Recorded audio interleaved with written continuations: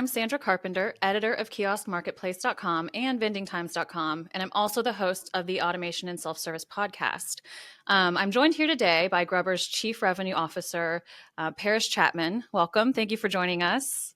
Hey, I like that chair in the background. Oh, yes. It's cowhide. Yes. Yeah, very fancy. Yeah. So let's just dive right in. Can you give us a brief overview of GRUBBRR and the role it plays in restaurant automation? Yeah, GRUBBRR really wants to be the best self-ordering platform, helping owner-operators out in the restaurant business, obviously, and also retail. And really, we converge at online ordering, also inside the facility, a mechanism like using a physical kiosk for online ordering, and all the integrations you need to have to make that be a great experience. And that's really just a high level of what we do really well. Nice. So what are some key benefits that you all have seen of the self-ordering kiosks for businesses, both restaurants and otherwise, and the customers? Yeah, so I would think the key benefits can be really defined this way. Number one, we don't talk about the store teams a lot and how self-ordering can help them. So I want to start there because they run these businesses and they're so hard to find great talent nowadays. Mm-hmm. So number one, it offloads that stress at the front counter in retail or QSR or restaurants to allowing the customer to have a great experience and having a self-ordering platform that they can take ownership of a platform. And then what we're seeing is with that offload of the stress to the actual customer controlling their own order, having a great experience digital inside a store, right? And we know based on all the evidence, a higher check average, mm-hmm. NPS scores are higher, and overall, the gateway technology of loyalty and other discounting you can do. So if they're not a member of the loyalty, you can offer that on the kiosk and really reduce your cost to acquire that customer in the loyalty platform. So there's so many benefits, but the three are helping out the operations, improve throughput, and a great customer experience. That's what we're seeing. And I think the customer experience one is key. I think that especially as folks are becoming more accustomed to using the kiosks, it really does enhance their experience. And I'm curious if you could talk a little bit more about how those self-service kiosks enhance the customer experience compared to the more traditional kind of ordering at the counter method. Yeah, and let's just be very blunt. Here's what people always say about self-ordering inside a location. Why don't they use their phone? That's the first thing we get. So let's just hit that head on, right? Yeah. It's a smaller device. To be using your mobile device, they have to be a loyal, high-frequency customer. So what we're seeing is why the order channel, the kiosk self-ordering, is growing so much because you have the opportunity to capture people who don't have your loyalty app or have a great mobile experience. So number one, we have a larger screen. And the big difference is the way you lay out the product lineup in your digital menu to optimize the experience for digital platforms, right? And I think that's very important. We've seen in the past people fail because they take an app or just their website and they try to use that. And what we know, that does not work. So you have to be very thoughtful in how you lay out and how you advise the customer. And it really has to be self-intuitive because people of all ages are using the tech. Right. 70 to 13, 14, 12. And so if you don't have a really intuitive, easy experience that guides them, then you're in trouble. Then the other thing is the digital images, right? We know now that people eat with their eyes, they shop with their eyes, and that's so important. And it's about, you don't want to have unlimited scrolling. Right. You want to have the right amount of touches, right? To get to, there's a balance of touch, not Times Square, lights and flashes. Yeah. To get them to the end of the journey, right? And then they can choose how they want to pay. But I think that's really what we've been seeing in the marketplace. Incredible. Yeah, I think that that's something that comes up a lot whenever we're talking about self-service is kind of the generational differences in terms of like the user experience. And I'm wondering, you talked about how the kiosks really do need to be more intuitive. And I'm wondering what features in the GRUBBRR kiosks specifically are designed to make the ordering process a little bit more seamless and intuitive. So number one is data. Let me start by saying this. When you walk up and use the GRUBBRR platform, I want to say platform because we really want to understand how to build something based on real data. And this is where it gets a lot of fun. If you're a data nut and like to really experience great digital, when you go up and place an order, Sandra, on a POS, you lose a lot of data. You don't know what's really happening there, how long they're there, each touch. So with our platform, we know where they're touching, how long they're touching, and if they abandoned. We want to know for sure if they have a bad experience, and we fix it right away. And then what we do, we take all this data from the consumer insight, and then we publish this to our clients. Mm-hmm. And we say, here's what we've learned. We have A/B content testing. We can show you a Coca-Cola on a white background and a blue background, and the computer tells us what customers like better, right? Yeah. And people talk about AI like it's going to solve the world problems. And let's be simple about this, okay? I like to be very simple, like a third grader. How we use AI is smart upselling.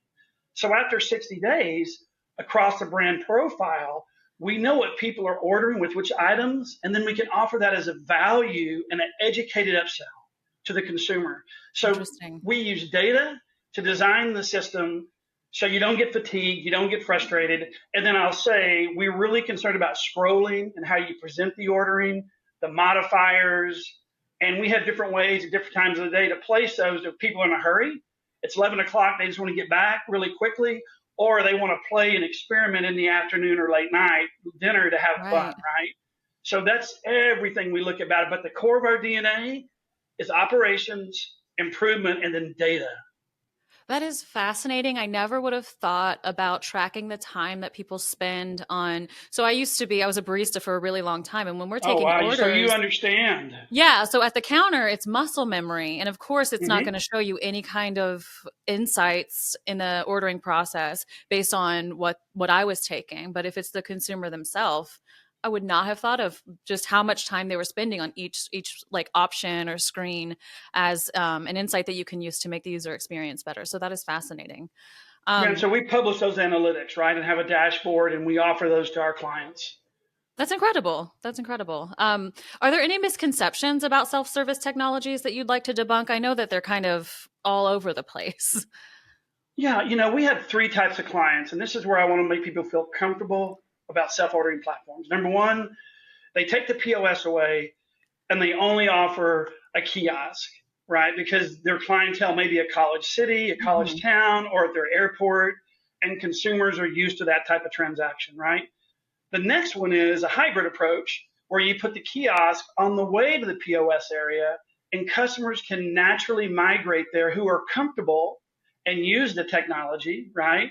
Right. And the last one is on the front counter. It's a hybrid between no POS on the way to the walking towards the POS, where you still have the point of sale, but you can help the consumer if they have a question or they're uncomfortable, if there's an age generational gap, right? And I think it's very intriguing how this works. And we help clients through this situation based on, and this is really unique. Sometimes the type of food you sell determines your demographic and where the stores are located, the area. Right? Is it a heavy cash business like chicken? Sometimes, if it's an older facility that's been around a long time, maybe the demographics neighborhood are different from, New York City and Manhattan, right? And so we take all these considerations and we understand this, and we want to design a platform that is useful for the operators, the right ROI, but also customer experience. And like we talked about, we try to track all that data. That's fascinating. So the misconception would be that the kiosk is a one size fits all. There's actually quite a bit of ways that you can integrate that into your space via either Soul or a hybrid approach. So that's really interesting. And I'm wondering if you can share a success story or a case study from one of your clients that kind of shows what you think is a really good example of how GRUBBRR solutions contributed to their success. Yeah, and I think that we like to look at the operations. Here's what I mean. Like when you were a barista, it's one-on-one service, right? You take an order, you make an order. You think about like ice cream or sandwiches, the old style sandwich, those are one-on-one. And so what we like to think about is how does our self-ordering platform intersect with the operations of the establishment? Or are you like a donut facility where everything's already made and you're processing and you're taking those orders and building those orders, right? So we have different case study successes based on different one-on-one service or pre-cook or, made to order restaurants, right? I think it's really intriguing, right? So when we talk about experience, we want to show different service levels, different cooking procedures with the kiosk. So let's talk about Bojangles as one. Okay. When you think about a very heavy cash business, oh my gosh, our customers are going to want to use a credit card. Well, we found out they do. 47% usage of a kiosk. So think about you walk into the front counter, you had a choice of using a human at the POS or choosing kiosk. 47% of the time they chose the kiosk, which is really great, right? Yeah. We had a higher ticket average, right? And a better customer service score. And here's something else that's a benefit. We're improving the customer service scores at the drive-thru because you can free up labor and place them in a service position to increase throughput, right? Yeah. And then lastly, a great success story is PDQ. We have a video and some other metrics. We share this data. They doubled their throughput at lunch hour. They had like a 27% higher check average. So it allowed them to get more business to the restaurant and improve service models. And those are just two examples. But we have case studies we're willing to share with anybody. What we like to do is educate. Yep. If you're curious about kiosks, we have the data for you to really study and understand it, and we'll provide that to anybody who asks us. Incredible. Yeah, that's fascinating that the kiosk, it enhances both the customer experience in the actual location, and it potentially enhances the customer experience in the drive-through as well, because that staff is then freed up a 100%. little bit more from taking those orders, and they can focus. As a barista, I would who worked in a drive-through location would have loved to have a kiosk in our lobby for Right. sure. And I tell you, being at the drive-through or on the front counter is so stressful because you have to have a certain personality, skill set, tactile, touching the computer devices, talking to people. It can be people have no idea how stressful that position is. And it takes so long to train and find the right personality to manage your guests. Yep. A kiosk doesn't have a bad day. That's exactly. Doesn't call Sometimes in. your cashier does. Yeah. Right. And that's understandable, right? So yeah. I think we want to be the company that educates, provides data, and really understands people's operations and how we integrate into those tech stacks. The kiosk or self-ordering platforms, I call it, staged integration, right? You have to integrate into POS or online ordering. You have to do loyalty. You have to do credit card payment. And you have to be really careful when you do that because you have to have a way to monitor that and be sure you're really supportive of those integrations. That makes perfect sense. Well, is there anything else you'd like to add? This has been a really interesting conversation. I'm so thankful that you got to join us today. Well, I think that we're here to help. We want to be the advisors and take a leadership position with data and seeing how different operators need help with different platforms. And we love those conversations. We like to be challenged. So anybody has a question, please reach out and let us know. We're happy to provide that data. Sounds great. Well, thank you for tuning in to this episode of the Automation and Self-Service podcast. And don't forget to hit subscribe. And that'll be it for today. Thank you. Thank you very much. Thank you.